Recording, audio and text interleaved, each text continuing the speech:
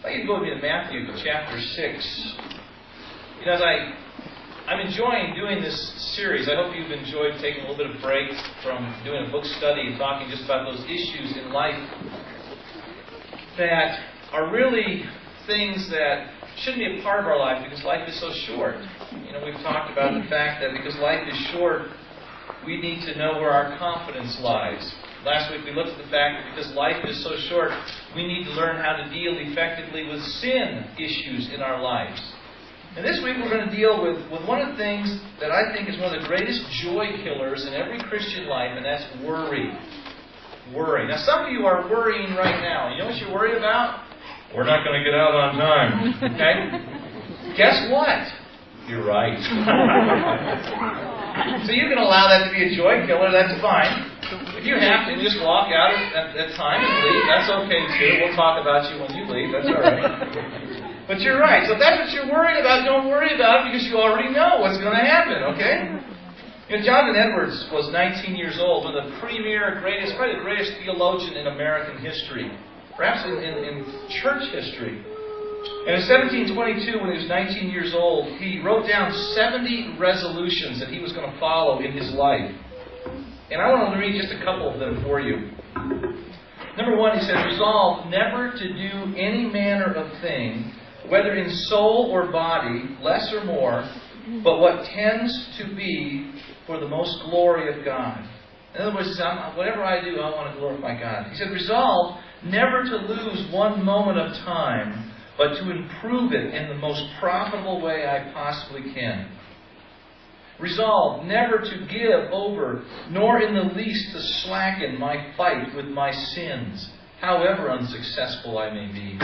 And then this one, resolve to live with all my might while I do live. Are you living with all of your might while you are living? Or are you just kind of going through the motions? Well, you know, what tends to make us go through the motions in life are those things that I call joy killers. Those emotions, those reactions that really rob us of any kind of joy and excitement for living the Christian life. Things like anger and bitterness and jealousy and fear, and probably the greatest, worry. Worry robs us of life. It robs us of the energy and the vitality to live life today. You know, Jonathan Edwards saw life as God's gift to him, given for the purpose of enjoying God and loving God no matter what circumstances he was facing. And so he resolved that he was not going to worry about things that only God could control. And he resolved that instead of spending his life worrying about things, he was going to trust God for those things. You know, so this morning, that's what we're going to talk about. Why worry? Life is so short. Why worry when you can take those issues to God? Why worry when you are commanded to take those issues to God? Now, that's much easier said than done, isn't it? Because we have a propensity to worry. Well, this morning, we're going to talk about what worrying really does to us. And again, we're going to hopefully see that life is really too short to worry when you can trust God. You know, worry never robs tomorrow of its sorrows. It never does. All worry does is saps today of its strength. One is, put it this way, worry is like a good rocking chair. It gives you something to do, but it won't get you anywhere. But that's not quite true, because worry will get you somewhere. You know where it will get you sooner than anyone else? To the grave. Worry is going to take time off your life. It's going to increase stress, and it's going to take time away from your life. It'll get you to the grave faster than anyone else. You know, I read about another insight concerning worry this week. I want to share it with you. It says this: the reason that worry kills more people than work is that people worry far more than they work. That's probably true. Worry, however, is not only a leading cause of death, it's also a major factor in marital stress. Did you know that? That worry is a major factor in marital problems? I read yesterday that the average husband has two major worries in regard to life. One is how much his wife spends, and the other is how much the government spends. The difference is that he's not afraid to criticize the government. And if you're under the delusion that worrying really works, keep in mind this. Today, I like this. Today is the tomorrow you worried about yesterday. Do you know that? Today is the tomorrow that you worried about yesterday. And my guess is that worrying about it didn't help, did it? It probably didn't help. Well, in Matthew chapter 6, Jesus has some things to say to us about worry. And the problem with us when we come to this passage is that we usually start in the wrong place. We usually start in verse 25. And in fact, if you've got a Bible that has little headings like, the cure for anxiety, the cure for worry, fasting, judging others, those little headings that kind of go above the paragraphs and kind of tell you what the next part's going to be, they put it in the wrong place. Because his discussion of worry does not begin in verse 25, it begins in verse 19. In fact, if you look at verse 25, look at how verse 25 starts. If you've got the NIV, what's it start with? Therefore. And we all know in Bible study that you need to find out what the therefore is what? Therefore. It's pointing back to something. So verse 25, the New American Standard says this, for this reason, for what reason? We need to find out what the reason is. He says, I say to you, do not be worried about your life. But what is the reason that we're not to be worried about our life? Well, it begins in verse 19. So let's start there and let's read through. Do not store up for yourselves treasures on earth, where moth and rust destroy and where thieves break in and steal. But store up for yourselves treasures in heaven, where neither moth nor rust destroys, and where thieves do not break in or steal. For where your treasure is, there your heart will be also. Now, as we begin to move through this, let this thought develop in your mind. That when you are worrying about something, why are you worrying about something? Because it is what? Something very important to you. Perhaps it's become a treasure to you. And there's going to be a very easy cure for worry in just a little bit. Look what he says. The eye is the lamp of the body, so that if your eye is clear, your whole body will be full of light. But if your eye is bad, your whole body will be full of darkness. If then the light that is in you is darkness, how great is the darkness? No one can serve two masters. For either he will hate the one and love the other, or he will hold to the one and despise the other. You cannot serve God and wealth. For this reason, I say to you, do not be worried about your life as to what you will eat or what you will drink, nor for your body as to what you will put on. Is not life more than food, and the body more than clothing? Now stop there for just a moment. We need to understand that Jesus, as he is moving through what we know as the Sermon on the Mount, is telling us what it is like to live as a Christian. In the first part of the sermon, which actually begins in Matthew chapter 5, we have the Beatitudes, and that is the character of a Christian. The character of someone who is seeking God's righteousness and God's kingdom. And then the rest of the sermon that runs all the way to the end of Matthew chapter 7 is telling us what Christians look like. How do they implement these character traits? And what should they look like? And how should they be living life? And so here he begins to talk about worry, but he begins to talk about worry by talking about money. And talking about our possessions. And talking about where our treasure is. Because usually what we worry about really is what our treasure is, or we would not be worrying about that thing. Well, let's look at some of the principles here. The first one we're going to see, and we're going to move a little quickly here for the sake of time, because we have some other things that we want to do this morning that are going to be very, very important and I think have a ministry to Ben. We're going to, and Dwayne will explain that here in just a little bit. Here's the first principle I want you to get about worry. Worrying about your life and the lives of those you love. Now, that sounds so good, doesn't it? Worrying about the lives, the people that you love. I mean, if we're going to worry about something, let's worry about the people we love. Well, let's see what the Lord has to say about that. Worrying about your life and the lives of those you love causes you to store up treasures on earth rather than treasures in heaven. This is Jesus' whole point here. He said that the reason why you are going to be tempted to store up for yourselves treasures on earth is not because you're really trying to become rich and become powerful. Most of us aren't trying to become rich, are we? Most of us are struggling to make a living, right? I mean, I don't think that most of us in here have these illusions, these grand illusions that we are going to become Donald Trump II, right? I mean, that's not what we're thinking. We're thinking about how am I going to get my kids to college? How am I going to put food on the table? How am I going to take care of my elderly parents? That's what we're thinking about. How are we going to pay the bills? You see, What he's going to say here is this, listen, the problem with most of you Christians, and with you and me and all of us, is not that we're trying to get rich. The problem is that we're storing up treasures on earth because we're worried about the basic necessities of life. Again, keep in mind, all he's talking about here is tied into verse 25, where he said, for this reason I say to you, don't be worried about your life as to what you're going to eat, what you're going to drink, and what you're going to wear. Those are basic necessities.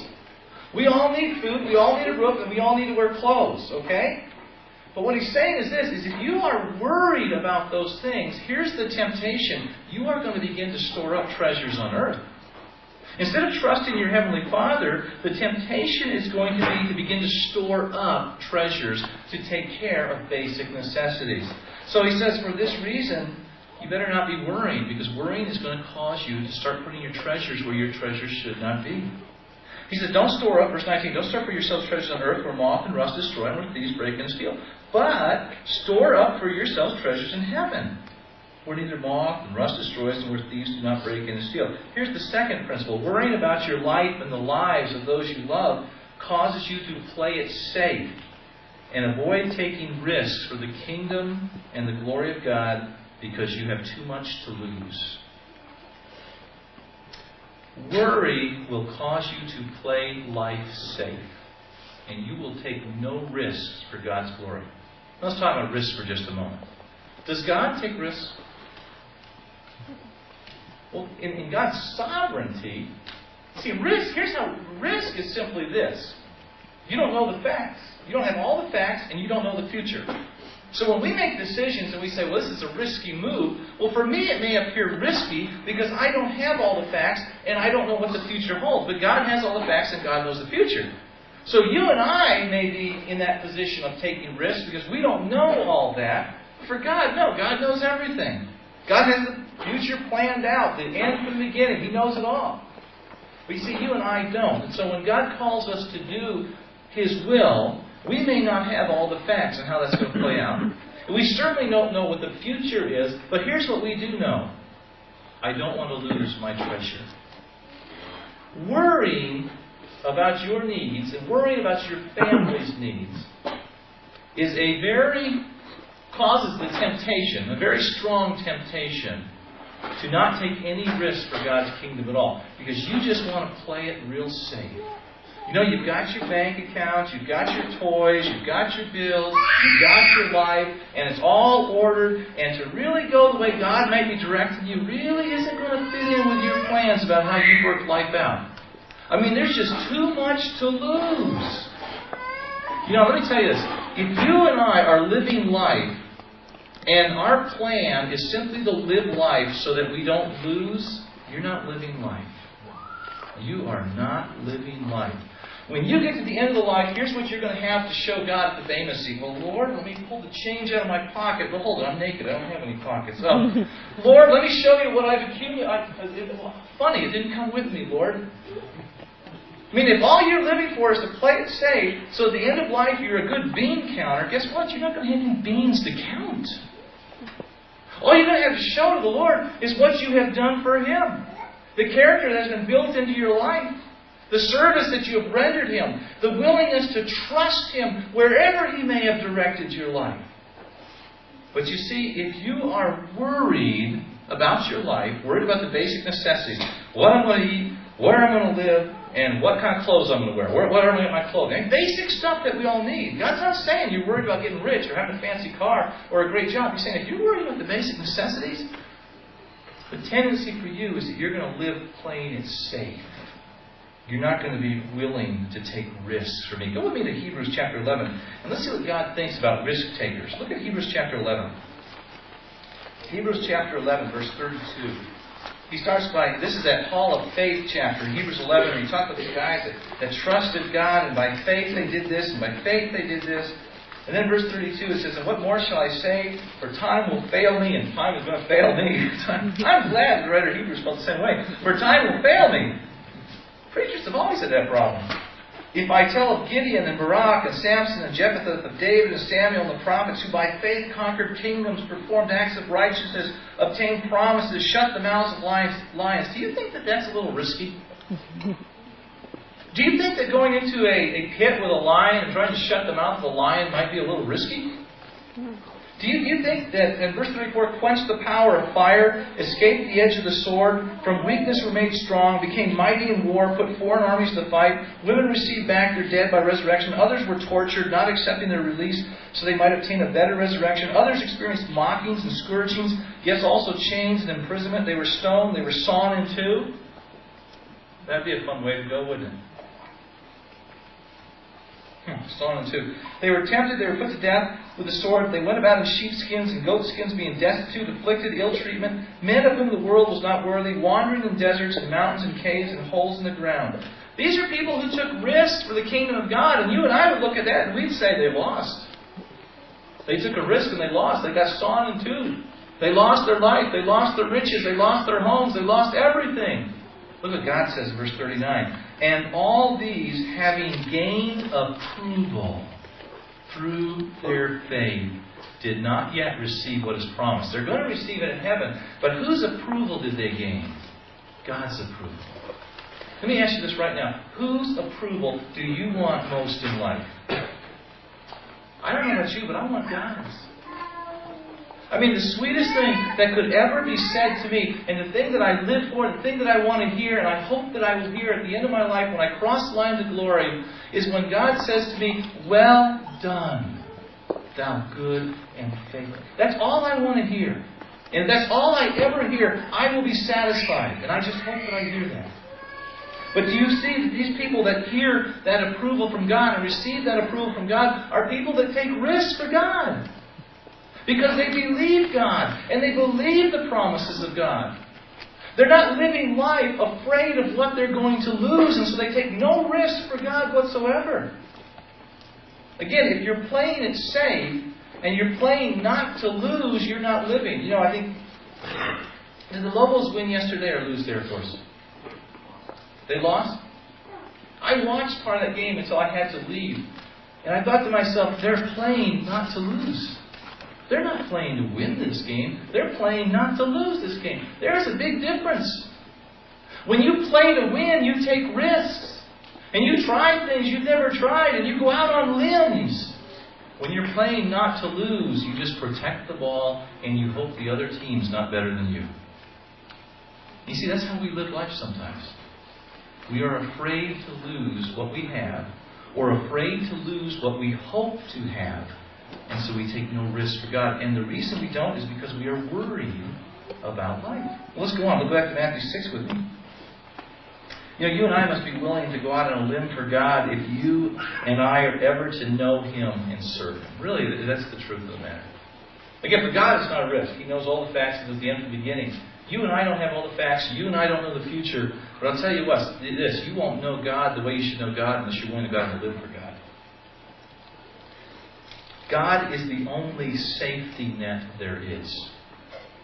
And if you're trusting something else as your safety net, watch out, because God just may take it away. If it competes with Him, He'll probably take it away because it's idolatry. The third thing, worry clouds your ability to see and perceive reality. That's what verses 22 and 23 are talking about. Those are kind of odd verses right in the middle of all this. He's talking about the eye. He says the eye is the lamp of the body. So then if your eye is clear, your whole body will be full of light. But if your eye is bad, your whole body is going to be full of darkness. If then the light that is in you is darkness, how great is the darkness? What in the world is he talking about? Well, the idea that he's talking about here is this, is perception. He's saying that the eye is how you perceive reality. And so if what you perceive reality with is messed up or clouded, then you're not going to see life the way you ought to see life. And so the principle is simply this. Worry clouds your ability to see and perceive reality. What Jesus is saying is this, is if worry is beginning to cloud how you see life, then you're going to be full of darkness. And you're going to be making decisions that are not right, and you're going to be not making decisions that you ought to be making. Because you have allowed worry to cloud the lens of the eye in how you see what's real and what's not real. Now I know that all of us have a tendency, I have the same tendency, to think that what is real is my paycheck. That's what's real. I can count on every 2 weeks I'm going to bring home this amount of money, and I can always go to the credit union, and that's how much money I have in the bank.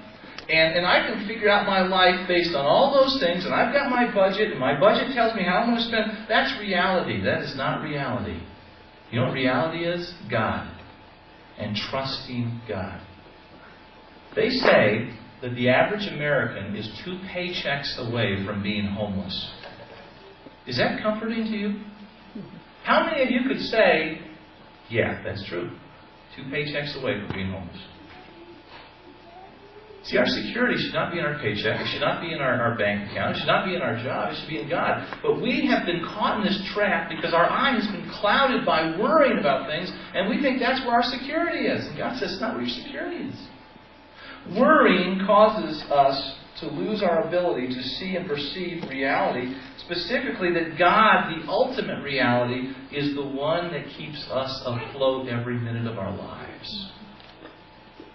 And that in a moment we could lose everything. You know, I wonder if those people that were relaxing on vacation in Sri Lanka, what were they thinking 10 seconds before that wave hit?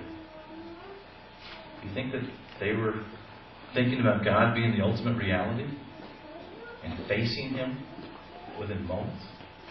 I doubt it. They're probably thinking about their stash. We need to be careful. The fourth principle, worrying about future needs puts you in the position of trying to serve 2 masters.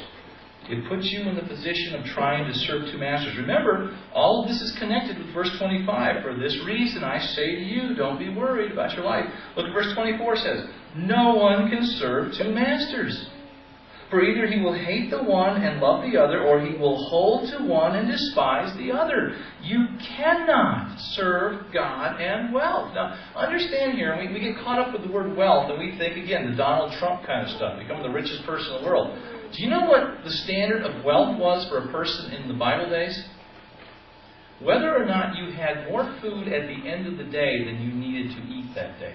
You were a wealthy person. How many refrigerators do you think they had? They couldn't stash the food like what we do. And so a wealthy person was someone who had more food than they needed. It was someone who, when they went to their closet, had, oh, lo and behold, there's an extra set of clothes in here.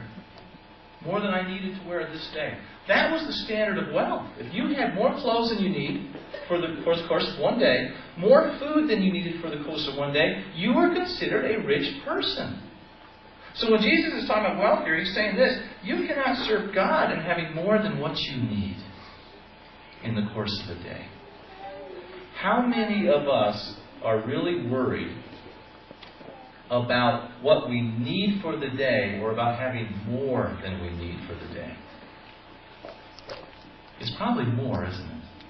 And so what He's saying here is this, is worry is going to cause you or put you in the position of trying to serve 2 masters. You're going to try to serve wealth and you're going to try to serve God. Here's the only problem with that. You can't serve both of them. God makes it very clear. You cannot serve wealth and you cannot serve me at the same time. You're either going to love one and hate the other, or you're going to hold to one and you're not going to hold to the other. Now, here's how this practically plays out. We should not be making decisions based solely on financial reasons. And typically that's what we do, isn't it? God offers us an opportunity. Maybe it's an opportunity down the line. Maybe it's one that's immediate. And we look at that opportunity, and what's the first thing that we do? Let me check the bank account and see if I could really do that. But let me look at my wage earning statement and see if, I don't know if we could really afford that. Let me look at my retirement and see if that's really, it won't fit. It won't fit. I can't afford to do this. Well, you're making a decision based solely on financial reasons. Guess who you're trying to serve? You're trying to serve 2 masters, and the Bible says you can't serve 2 masters. You've got to either choose to serve God, or you've got to choose to serve your finances, and choose to serve your resources, and choose to serve what you think is going to bring you security in life. Our decision as believers should never be solely based on our future needs and our finances. Never. Never. You know, let me share with you how this has played out in my life. This message was very convicting this week. See, I made a decision last week. Some of you know, some of you don't know, that I was offered a job with the Estancia Police Department. Megatropolis of Estancia, New Mexico. Grand total of about 1,500 to 2,000 people. It's a great, great opportunity, though. I get to be the DUI officer, the SWAT team, K-9. I don't even have a dog, but I'll be the K-9 officer. and basically run the swing shift operation. So I'll be the deputy chief over swing shift in Estancia. They gave me a desk, if I wanted it, with a computer, a printer. They said, bring your books. You can come down here and study all you want. They said, all we want is an officer that knows the law and won't chase skirts. I thought, I can do that. Okay. That's sad, isn't it? That's sad. And they said, we'll give you all the time you need to study, and what we'd like to do, I talked to the mayor on Friday, and he said, Mark, we'd like you to extend your ministry into Estancia and have a ministry in our community. In the evenings, they said that we want you to take an hour to an hour and a half, maybe 2, and go play basketball at the community center with the kids. We want you just to be the cop down at Estancia. And so I thought it was really good, and it's really a big pay cut. First, it started at $14 an hour, and that's a real big pay cut. They settled on $13.64, and that's even a bigger pay cut.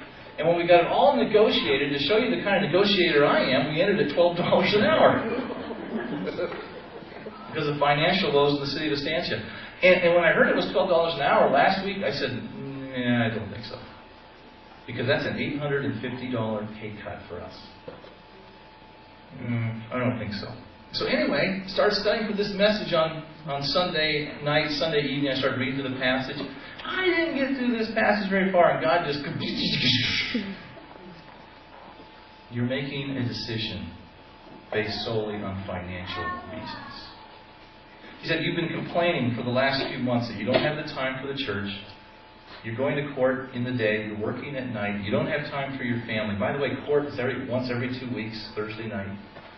And their judge has the philosophy that if you've been arrested and you're in court, you're guilty. So I like that. That's the way it ought to be. And all these things were lining up to what we felt that was needed. It would allow me to put most of my eggs in the church basket instead of being in the police basket. And when this would work out better, and we said, no, not unless you get that back up to a little higher in the financial realm. And so God convicted me. And He said, where is your treasure? He said, are you afraid to take a little risk? And He started reminding me of all the things in our lives where we have trusted Him. And He has never, ever let us down. Never let us down. You know, it was a year ago that we began this church in February. And when we began the church, we left without any promise of a paycheck. And God's never let us go hungry yet. In fact, He's just blessed us with finances, taking care of us. And so this really hit me. I had to go and really look at who I was serving. And the Lord really convicted me that I was trying to serve 2 masters here. So you know what we did? I took the job. So I leave Santa Fe on the 28th of this month. And I start as the big guy down in Estancia the next week. Don't look driving too fast through my town. But you know, the way I had to make the decision was based on this. Now, we had been looking at APD, and I thought, well, if I went to APD, I'd get pretty much the same rate of pay, and the job would be a little bit better. I wouldn't be driving as far as Santa Fe. But you know, the Lord just wouldn't let me go that way. And it's because the Lord was saying, you know what, no, we need to take another step in you learning to trust me for even more finances. Now, we're thankful that the church leadership, and I'll talk to you a little bit about this later, has agreed to take me back to my original rate of pay. When I first started with the church, it was $2,500 a month, and we dropped $500 in September, and so they said they're going to give me $500 back. So it's only a $350 pay cut. So see, the Lord's already providing. But we had to make a decision, and it wasn't based solely on finances. Look at verse 26. Here's another principle. Look what he says here. Verse 25, for this reason I say to you, do not be worried about your life as to what you will eat, what you will drink, for your body as to what you will put on. Is not life more than food, and the body more than clothing? Look at the birds of the air, that they do not sow, they don't reap, they don't gather in the barns, and yet your heavenly Father feeds them. Are you not worth much more than they? You know what worry does? Here's the 5th principle. Worry devalues God. When you and I worry, we are devaluing God. Are you not worth much more than they? Worth what to who? To God. He says, aren't you worth a lot to me? Aren't you worth more than birds are to me? And so when you worry, you're devaluing me. You're devaluing my concern and my love for you. You're devaluing my promises that say I'm going to take care of you.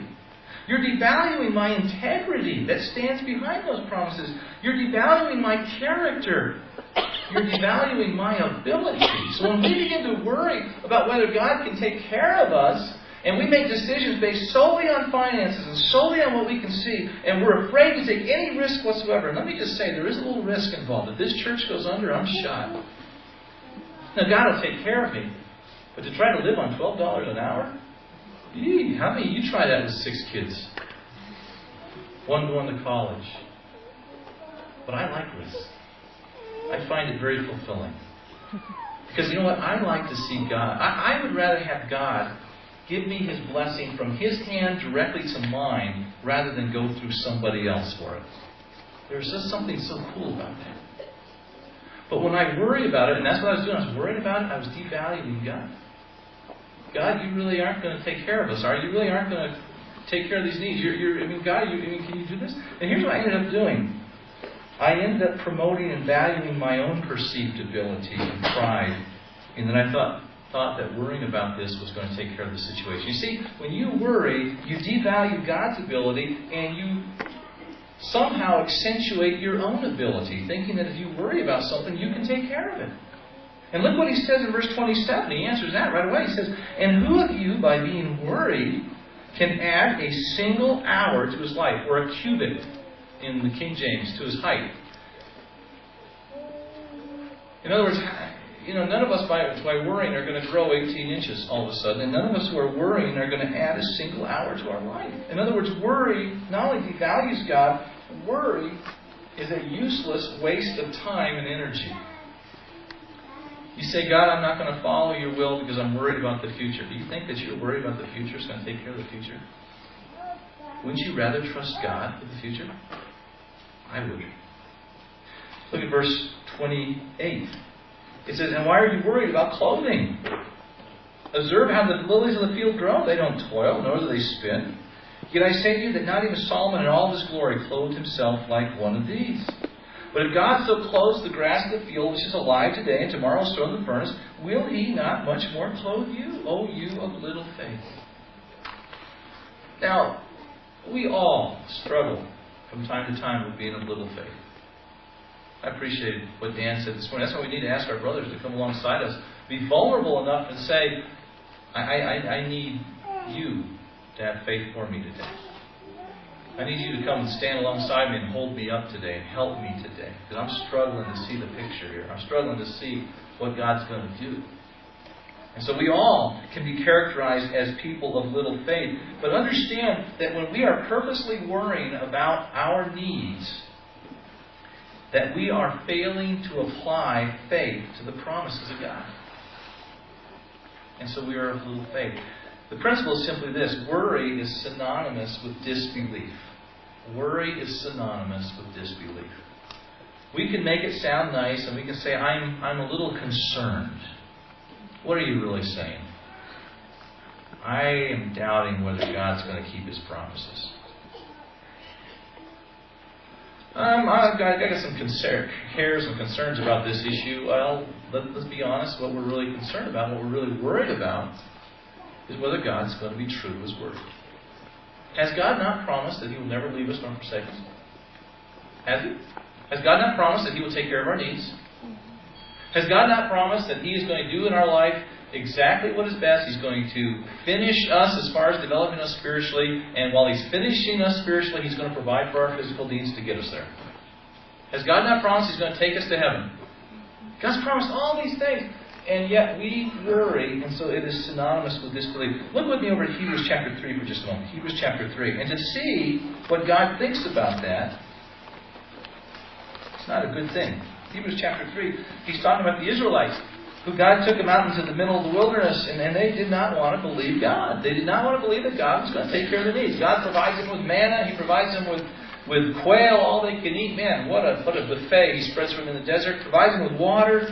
Keeps their clothing intact. Provides them with everything they needed. And yet they still were worried about the future. Still worried and concerned about things. And in Hebrews chapter 3, verse 12, it says this: "Take care, brethren, that there not be in any one of you an evil, unbelieving heart that falls away from the living God. But encourage one another day after day, as long as it's still called today, so that none of you will be hardened by the deceitfulness of sin. The deceitfulness of sin there is the worry that causes unbelief. For we have become partakers of Christ if we hold fast the beginning of our assurance firm until the end. While it is said, today if you hear His voice, do not harden your hearts, as when they provoked me. For who provoked Him when they had heard? Indeed, did not all those who came out of Egypt led by Moses? And with whom was He angry for 40 years? Can you imagine if God managed you for 40 years? One moment is enough, let alone 40 years. Was it not with those who sinned, whose bodies fell in the wilderness? And what kind of sins did they commit? I mean, adultery and rape and murder and smoking and chewing and drinking and running with girls who do all that kind of stuff. Is that what they did?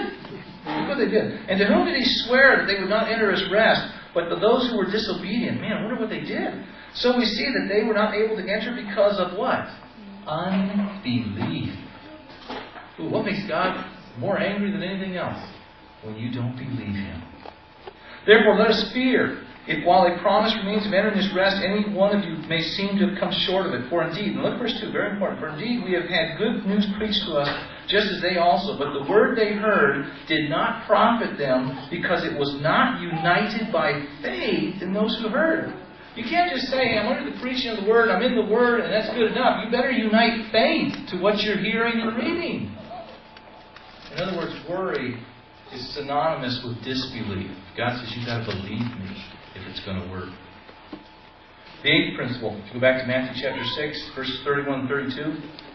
Do not worry then, saying, what will we eat, or what will we drink, or what will we wear for clothing? Again, He's talking about basic necessities of life. You know, if God's going to provide you with the basic necessities, He'll take care of everything else too. So He says, don't be worried about those basic necessities. Now look at verse 32. For the Gentiles eagerly seek all these things. Now the Gentiles is a term that is being used for those who do not know God. So you could insert the word unbeliever here and be accurate. You could say this, for the unbeliever eagerly seeks all these things. The unbeliever is seeking all these things too, right? Don't they seek food and clothing and a roof, and they've got to pay their bills, right? So what's the difference between you and an unbeliever? The unbeliever is running after these things and living their life for these things and making decisions based on these things. That's not how we're to live our lives. Look what it says. For the Gentiles, the unbelievers, eagerly seek all these things, but your Heavenly Father knows that you need all these things. Verse 33, but seek ye first, you the believer, His kingdom and His righteousness, and all these things will be added to you. The principle is simply this. Worry identifies us with unbelievers. You realize that when you and I worry about the things that God has promised us, that we are identifying ourselves with the people that don't know God. Because they don't have a God they can go to. And so when we worry, we wring our hands and we get all upset and we become depressed, we're acting just like an unbeliever who does not have a God to come to. That is why it is so really bad. What we need to be careful of. We need to share our burdens among ourselves as believers. We need to be really careful about sharing our burdens with unbelievers. You need to be really careful about complaining and worrying with unbelievers. You know why? Because they look at you and they say, it doesn't work for him either. I mean, he's worried about the same thing I'm worried about. What's the difference in life then? I mean, if God can't take care of those things, why do I want to be involved with a God that can't even take care of him? Worrying identifies us with unbelievers. Look at verse 33 again. Here's where the Lord hit me too. Boy, I mean, you really nailed me Monday. I woke up convicted. You ever woke up convicted? Oh. Worry causes us to seek God's provision before seeking God's will. How many times have you had an opportunity presented to you? God presents you with a tremendous opportunity, and instead of seeking first to do His will, you look to see if there's the provision to do His will. And then you make your decision on that. Look what it says. But seek you first.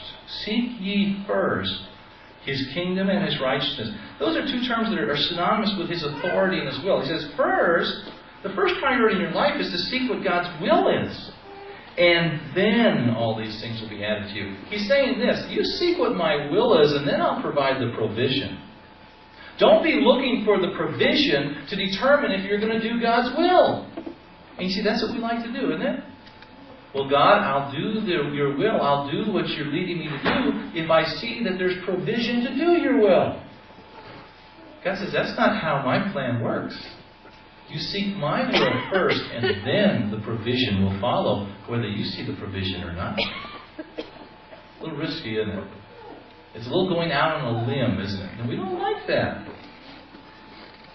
We don't like to do that because we want to see the provision. And let me just say, the older you get, the harder it becomes to some degree. And the more kids you have and the more responsibilities, we have a lot to lose, don't we? It's a lot easier when you're just a college kid riding a motorcycle across the country to make decisions like I used to make.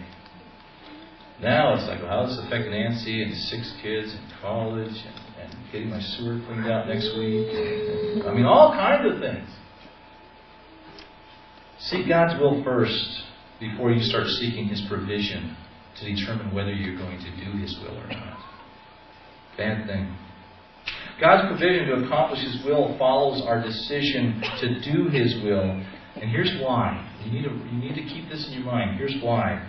Because our trust must be in Him, not His provisions. Are you trusting God or are you trusting His provisions? Are you trusting God or are you trusting His gift? Whoa.